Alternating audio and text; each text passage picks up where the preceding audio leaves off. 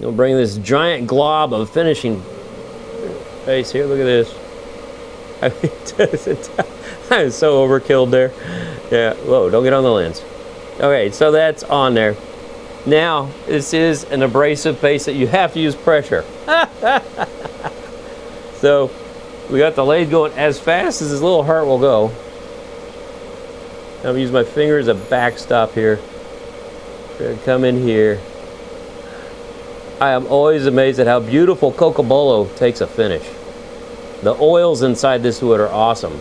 Oh, and by the way, the oils inside this wood are really kind of funny too. I got a little piece of fabric stuck there.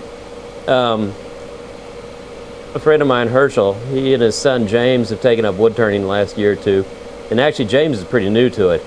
And he came to dinner the other night and all of a sudden an Oompa Loompa walks in the room. He had been turning Cocobolo pins. Really nice ones, by the way. He's good at it. But it turns out he's got a sensitivity to Cocobolo.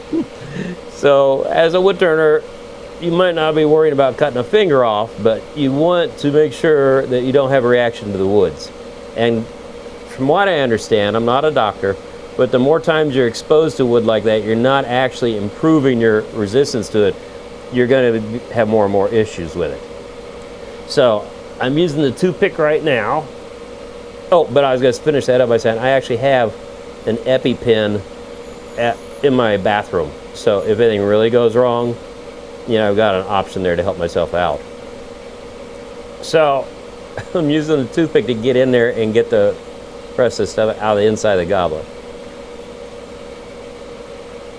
Yeah, it looks, I can't, there's a light in the way.